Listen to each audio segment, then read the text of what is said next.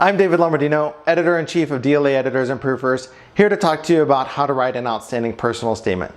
Today, I want to talk specifically about writing a personal statement when you're applying for a specialty or a field where you don't have any relevant experience. And this question is going to relate specifically to applicants for medical residency. And I'm going to talk about two examples of this. First example is going to be, let's say you're coming from another country where you completed medical school, medical residency, even established your own practice in a particular field. And I'm going to use as my example today for this video, obstetrics and gynecology. And then you're coming to the United States and you take your USMLE step tests, and your scores are good but not great. And you don't have any U.S. clinical experience, or you have maybe just an observership or externship, or in other words, your U.S. clinical experience is limited. And you recognize that it's going to be very difficult, if not impossible, for you to match to obstetrics and gynecology in the United States. And so what you want to do is apply for internal medicine or family medicine. How do you handle that in your personal statement? Well, the way to address this issue is actually quite straightforward, although it is going to take some creativity on your part. And that is, what you need to do is you need to look back at your experiences. Now, you cannot change the experiences you had, but in your personal statement, you can control how you present them. You can control, for example, how you view them, what are the specific characteristics or details that you want to focus on. And so when you look at obstetrics and gynecology, and when you look at family medicine and internal medicine, there are a few characteristics you can find in common. They're all three primary care specialties. And so you can talk about, for example, in your ob-gyn experience, how you really loved the aspect of primary care.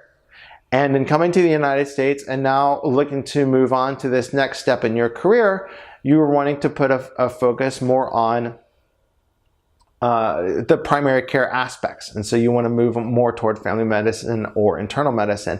And there's many different ways to talk about that more specifically.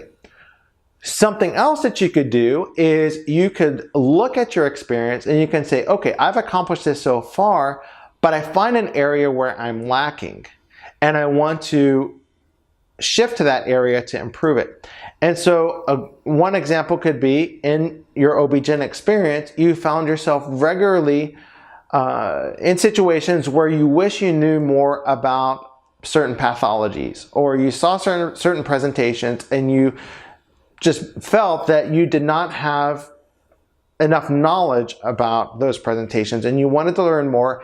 And so you're applying for internal medicine now to learn more about disease processes and have a deeper understanding, so that when you do return to ob-gyn in the future, that you are able to be that much more informed. Now, that example that I'm giving is actually a segue into the second example, which is that if you're coming from another country where you've got a specialty and you're applying for something different, you don't necessarily need to think about that as the end of your story. So you've got ob-gyn in your country, you're coming to the United States, and you're applying for internal medicine. And let's say, for example, that you use that first argument that I gave, which is that you want to focus more on the primary care aspects. Now, when you're applying for internal medicine, it's probably not going to be in your favor to talk about how you wish to do internal medicine and then return to ob-gyn. It's probably best to, in most cases, it's going to be best to present yourself as wholly committed to shifting from ob-gyn to internal medicine. Okay? And then when you do that, and when you get into internal medicine, I want you to have in the back of your mind that during your first year of internal medicine, you can apply for the next match for ob-gyn, and your application is going to be a lot stronger.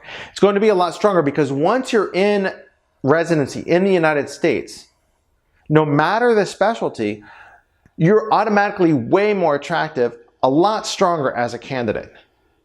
And what you can do is you can talk about how in your country you did medical residency, you developed a practice or professional capabilities in ob-gyn, you moved to the United States where you wanted to increase your knowledge, get more exposure to the primary care side. So you applied to internal medicine, you got in, and now that you're in it, and now that you're getting that exposure and building that knowledge, you realize that actually you do wish to return to ob-gyn.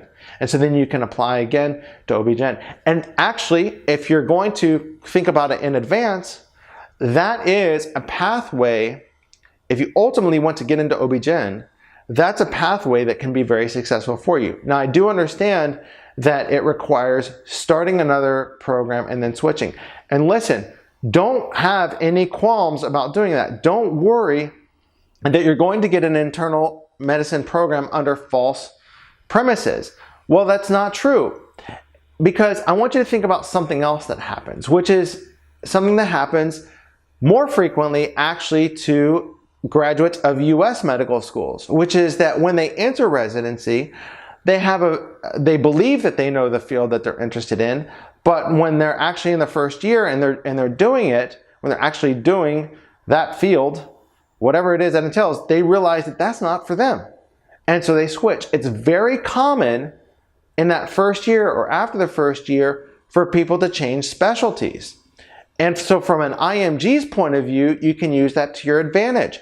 Just get in anywhere, in any field or in any program, just to get your foot in the door. And then once you're in, use that as a launching pad to get to the specialty that you really want.